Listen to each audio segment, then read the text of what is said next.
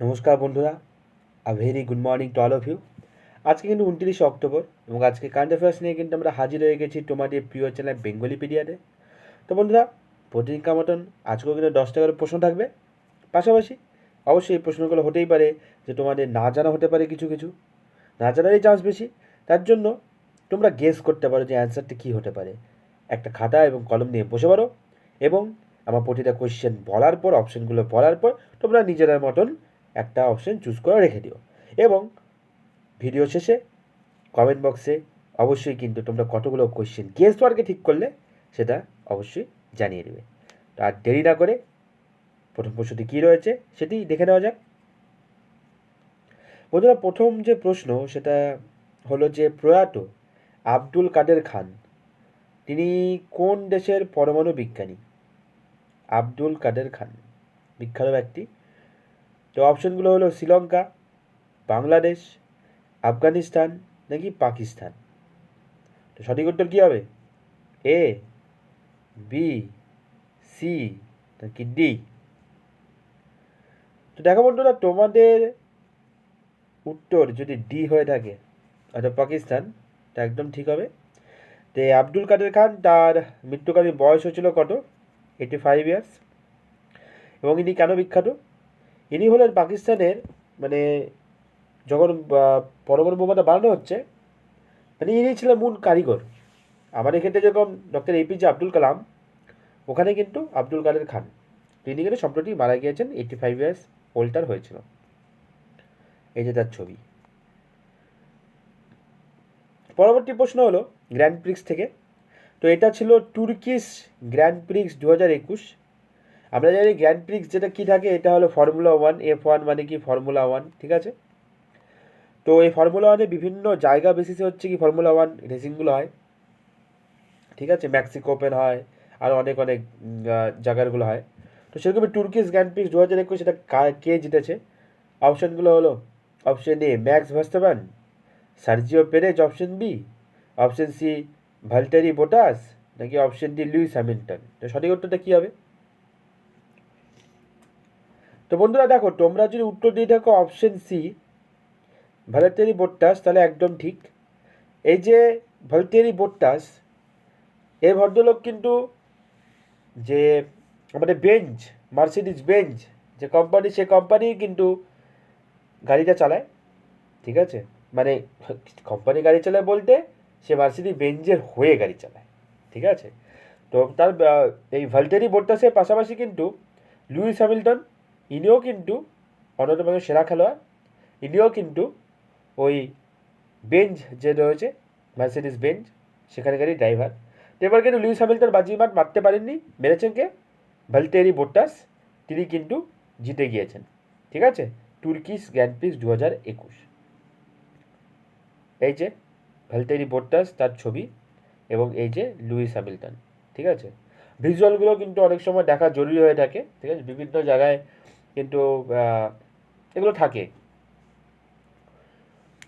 তো পরবর্তী প্রশ্ন হলো যে সম্প্রতি আর্যভট্ট অ্যাওয়ার্ড 2021, এটা দিয়ে কাকে সম্মানিত করা হয়েছে? এটা কাকে দেওয়া হয়েছে মোদ্দা কথা? তো অপশনগুলো হলো বন্ধুরা দেখো, option A K Sivan, option B G Satish Reddy, option C Narendra Modiji নাকি অপশন ডি বিরাট কোহলি। তো কী মনে হয় কী হবে বন্ধুরা? এ আর বি আর সি আর ডি? দেখো বন্ধুরা, এটা সঠিক উত্তর কিন্তু option B, G Satish Reddy, ঠিক আছে। তাহলে আর্যভট্ট অ্যাওয়ার্ড, এটা দিয়ে কাকে সম্মান জানানো হয়েছে? অপশন বি অর্থাৎ জি সতীশ রেড্ডি। পরবর্তী প্রশ্ন হলো কয়েন সুইচ কুবের, ঠিক আছে, এটার নতুন ব্র্যান্ড অ্যাম্বাসেডার হিসাবে কে নিযুক্ত হয়েছেন? নতুন ব্র্যান্ড অ্যাম্বাসেডার, ঠিক আছে। অপশনগুলো হলো দেখো বন্ধুরা, অমিতাভ বচ্চন, রণবীর কাপুর, রণবীর সিং নাকি Salman Khan. Option A, option B, option C আর অপশন ডি। উত্তরটা কি, সঠিক উত্তর কি বন্ধুরা? তো দেখো সঠিক উত্তর কিন্তু এখানে অপশন সি অর্থাৎ রণবীর সিং। তোমার আমার সবার প্রিয় রণবীর সিং, আজিব গরিব কাপড়ের সমাহার পরা, ঠিক আছে, এই যে রণবীর সিং, ঠিক আছে। এই চারটার মধ্যে আমার সবচেয়ে মজার লেগেছে যে ড্রেসটা, সেটা কিন্তু হলো এইটা। ঠিক আছে, মানে এটা কি সুপারস্টার বলে কথা, ঠিক আছে, যা পড়বে তাই ফ্যাশন। ঠিক আছে, তো আমার তো এই 3 নম্বর অপশনটা বেশি ভালো লেগেছে। তো তোমাদের কোনটা বেশি ভালো লেগেছে, 1, 2, 3 আর 4? ঠিক আছে, পারলে কমেন্টে জানিও কিন্তু। তো পরবর্তী প্রশ্ন হলো যে ভারতের প্রধানমন্ত্রী নরেন্দ্র মোদীজি, তো এই নরেন্দ্র মোদীর পরামর্শদাতা অর্থাৎ অ্যাডভাইসার পদে কে নিযুক্ত হয়েছেন? খুবই ইম্পর্টেন্ট প্রশ্ন। অপশনগুলো হলো option A Jagjit Singh, option B Amir Khare, option C Amandeep Garg, নাকি অপশন ডি অঙ্কুশ খোরপারে। সঠিক উত্তর কী হবে? দেখা বন্ধুরা, এটা সঠিক উত্তর কিন্তু হয়ে যাবে অপশন বি অর্থাৎ অমিত খারে। ঠিক আছে, অপশন বি অমিত খারে, তিনি কিন্তু অ্যাডভাইজার পদে নিযুক্ত হয়েছেন।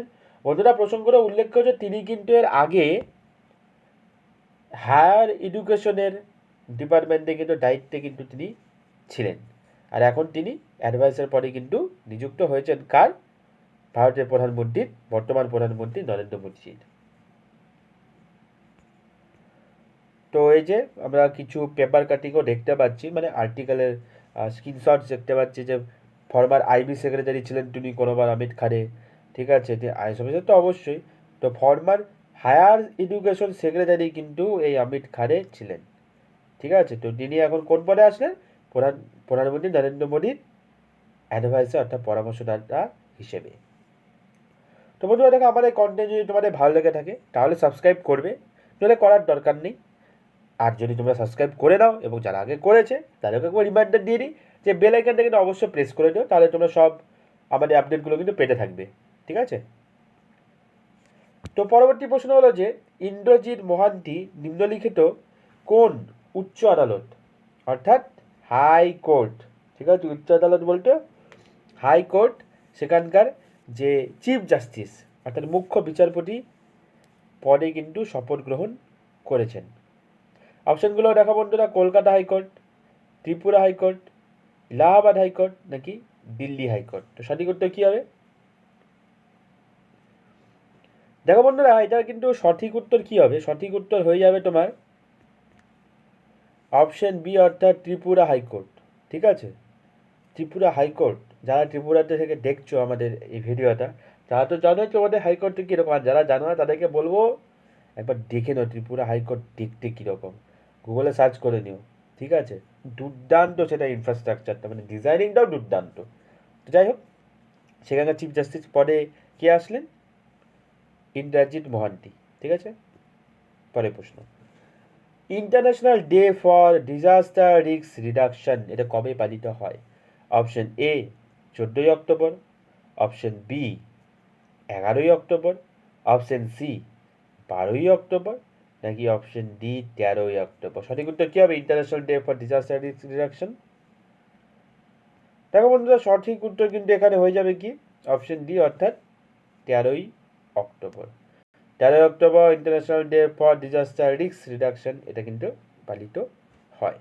ওকে, এবং এটা কেন পালিত হয়? দেখো বন্ধুরা, এই যে international day for disaster risk reduction, ঠিক আছে, এটা কিন্তু UNDRR এটার আন্ডারে হয়। এটি ইউনাইটেড নেশনের যে অফিস ফর কিসের ডিজাস্টার রিস্ক রিডাকশন। ঠিক আছে, UNDRR এর সম্পূর্ণ নাম, এটা কিন্তু জানা গেল। পাশাপাশি দেখো বন্ধুরা, এখানে কি বলেছি, international cooperation for developing countries to reduce the disaster risk and disaster losses. একদমই প্রসঙ্গত। দেখো বন্ধুরা, গোটা মানে বিশ্বেরই কিন্তু ক্লাইমেট চেঞ্জ হচ্ছে, এবং আমরা যারা পশ্চিমবঙ্গ বা ভারতবর্ষের অধিবাসী, আমরা যারা উত্তরবঙ্গে থাকি, সেখানে কিন্তু দেখা যাচ্ছে যে আস্তে আস্তে এখানকার ওয়েদার কিন্তু বিশাল পরিমাণে চেঞ্জ। মানে তোমরাই দেখো যে কালী পূজাতে আগে আস্তে আস্তে আমরা কিন্তু হাফ সোয়েটার অন্তত পরতে হতো, অনেক সময় হচ্ছে ফুল সোয়েটারে পরতে হতো। তো এখন দেখো মানে হাফ সোয়েটার তো দূরে করে হাফ প্যান্ট পরে বাড়াতে হচ্ছে, এতটাই দিনের বেলায় গরম থাকে, রাত্রিবেলা তো অনেকটাই গরম থাকে, ফ্যান চালিয়ে ঘুমোতে লাগে। তো এগুলো কেন হচ্ছে? এগুলো কারণই হলো আমাদের মানে মানুষের যাকে বলে অবচেতনা। আমরা সব জেনেও না বোঝার ভান করি, সেগুলো তো অবশ্যই রয়েছে। তো অবশ্যই এই যে ডেভেলপিং কান্ট্রিগুলোর ক্ষেত্রে কিন্তু এই জিনিসটা দেখা যাচ্ছে, যে এখনকার ডিজাস্টার রিস্ক, ঠিক আছে, সেগুলো কিন্তু মারাত্মকভাবে বেড়ে যাচ্ছে। আমরা কী করছি, আমরা বাদ দিচ্ছি নদীতে, এবং নদীর সেই যে জল, সে জলে গতিপথ পাল্টে দিচ্ছি। আরে নদী তো আমাদের মানুষের নয়, আমাদের আসার আগে থেকেই নদীতে হয়তো সেখানে ছিল। তো সেগুলো মানে যাও, এই নিয়ে বলতে গেলে ভিডিও অনেক বড় হয়ে যাবে, ঠিক আছে। তো সেটা আমরা অন্য কোনো দিন না হয় বা চর্চাতে নিয়ে আসবো। তো এই যে international day for disaster risk reduction, এটা কবে হয়? 13 অক্টোবর। পরবর্তী প্রশ্ন হলো, দেখো বন্ধুরা, নোবেল প্রাইজ তো সবার আগেই গেছে, এবং নোবেল প্রাইজ নিয়ে পুরো পুঙ্খানুপুঙ্খ বিবরণ, খালি এমন নয় যে নোবেল প্রাইজ 2021 নিয়ে ব্যাখ্যা করবো, নোবেল প্রাইজ কী, আরও কিছু ইম্পর্টেন্ট কন্টেন্ট কিন্তু সেটাতে থাকবে, সেই ভিডিও খুব শীঘ্রই আসতে চলেছে। তো নোবেল প্রাইজ 2021 এক্ষেত্রে অর্থনীতিতে, ঠিক আছে, অর্থনীতিতে এবছর নোবেল প্রাইজ 2021 কে জিতেছে, ঠিক আছে। অপশানগুলো দেখো বন্ধুরা, option A David Card, option B Joshua D Angrist, option C Guido W Imbens, option D all of them বা উপরের সবাই। তো সঠিক উত্তর কী হবে? দেখো বন্ধুরা, সঠিক উত্তর যদি তোমরা অপশন ডি উপরে সবাই দিয়ে থাকো, একদম ঠিক। তার কারণ এই সবাই কিন্তু, এনারা সবাই, ডেভিড কার্ড হোক, জসুয়া ডি অ্যাংরিস্ট হোক, গুইডো ডব্লিউ ইমবেন্স হোক, এনারা সবাই কিন্তু নোবেল পুরস্কার 2021 অর্থনীতিতে এবছর পেয়ে গিয়েছেন। পরবর্তী প্রশ্ন হলো যে সম্প্রতি স্থাপিত হয়েছে একটা সংস্থা বলতে পারি, সেটা সংস্থার নাম হলো ISPA, ঠিক আছে। তার সম্পূর্ণ নাম হলো ইন্ডিয়ান স্পেস অ্যাসোসিয়েশন। তো চেয়ারম্যান পদে কে নিযুক্ত হয়েছে? অপশানগুলো হলো রাজেশ টোপে, অপশন বি হলো রাহুল ভাট, অপশন সি জয়ন্ত পাটিল, নাকি অপশন ডি AK ভাট। সঠিক উত্তর কী হবে বন্ধুরা? দেখো বন্ধুরা, এটা কিন্তু সঠিক উত্তর জয়ন্ত পাটিল হবে, অপশন সি, ঠিক আছে। এটা খুব ইম্পর্টেন্ট, যেহেতু একদম কারেন্টে রয়েছে, তো মোটামুটি আমি ধরেই রাখছি যে এটা আজকের থেকে শুরু করে মোটামুটি 2-2.5 মাস বা 3-4 মাস বাদেও যদি কোনো পরীক্ষা দেখে দেয়, সেক্ষেত্রে কিন্তু এগুলো ইম্পর্টেন্ট রয়েছে, ঠিক আছে। তো বন্ধুদের সঙ্গে ভিডিওগুলো অবশ্যই শেয়ার করো, তাদেরকেও জানার সুযোগ করে দাও, খালি নিজে পড়লে হবে। তো যাই হোক, এই যে ইন্ডিয়া স্পেস অ্যাসোসিয়েশন ISPA, এর চেয়ারম্যান পদে নিযুক্ত হয়েছেন জয়ন্ত পাটিল, ঠিক আছে। এই যে আমাদের মোদিজির, প্রাইম মিনিস্টার মোদিজি সব জায়গায় ছবি থাকে, তো সেরকমভাবে তিনিই কিন্তু এটা লঞ্চ করেছেন, ঠিক আছে, তারই কিন্তু হাতে এটা লঞ্চ হয়েছে, ঠিক আছে, এই ISPA, এটার কিন্তু ইন্ডিয়ান স্পেস অ্যাসোসিয়েশন। যদি আমরা জানি যে আমাদের স্পেস যে অ্যাসোসিয়েশন রয়েছে অলরেডি, যে একটা রয়েছে ইসরো, ঠিক আছে, সেটা তো দুর্দান্ত কাজ করে, যেখানে মঙ্গলে যাওয়ার জন্য, চাঁদে যাওয়ার জন্য অন্যান্য দেশের, ডেভেলপ দেশের এত কোটি কোটি খরচা হয়ে গেল, সেখানে আমাদের ভারতবর্ষের হাফেরও হাফ একটা দামে কিন্তু বলতে গেলে বাইরে স্যাটেলাইট পাঠিয়ে দেয়। তো এটাই আমাদের ভারতীয়দের গুণ, ঠিক আছে, দেখলে হবে। তো পরবর্তী প্রশ্ন হলো যে সম্প্রতি কবে ওয়ার্ল্ড আর্থ্রাইটিস ডে এটা পালিত হয়? ঠিক আছে, সম্প্রতি হয়েছে অবশ্য। তো অপশনগুলো হলো অপশন এ 10ই অক্টোবর, অপশন বি 11ই অক্টোবর, অপশন সি 12ই অক্টোবর, নাকি অপশন ডি 13ই অক্টোবর। সঠিক উত্তর কী হবে? চলো দেখে নেওয়া যাক। সঠিক উত্তর অপশন সি, অর্থাৎ 12ই অক্টোবর, ঠিক আছে, 12ই অক্টোবর কিন্তু সঠিক উত্তর। আর আর্থ্রাইটিস ডের ব্যাপারে যদি দেখি, তাহলে আর্থ্রাইটিস কী? দেখো মানে আর্থ্রাইটিস হলো, এটা কিন্তু এমন একটা রোগ, যে রোগটা কিন্তু মানে ইউনাইটেড স্টেটস অর্থাৎ ইউএসএতে নাম্বার 1 কারণ, সেখানকার সিটিজেন যারা রয়েছে তারা ডিসেবল হয়ে যায় কিন্তু আর্থ্রাইটিসের জন্য। তো এই ওয়ার্ল্ড আর্থ্রাইটিস ডে বা আর্থ্রাইটিসের ব্যাপারে মানুষের মধ্যে সচেতনতা গড়ে তোলার জন্যই কিন্তু ওয়ার্ল্ড আর্থ্রাইটিস ডে পালন করা হয়। কবে কবে পালন করা হয় বন্ধুরা? এটা পালন করা হয় কিন্তু একদম সহজ, 12ই অক্টোবর, ঠিক আছে, 12ই অক্টোবর। আর এবছরের থিম কি? Don't delay, connect today, time to work. তাই তো, স্বাস্থ্য সম্পদ, দেরি করে কী হবে, সমস্যা হলে পরে যাও ডাক্তারের কাছে যাও, ঠিক না? তো বন্ধুরা, অনেক ধন্যবাদ আমাদের এই ভিডিওটি সম্পূর্ণ দেখার জন্য। তোমরা এই যে 10টা কোয়েশ্চেন গেল, যে গেস করেছো কতগুলো ঠিক গেলো, সেগুলো আমাদের কমেন্ট বক্সে অবশ্যই জানাও।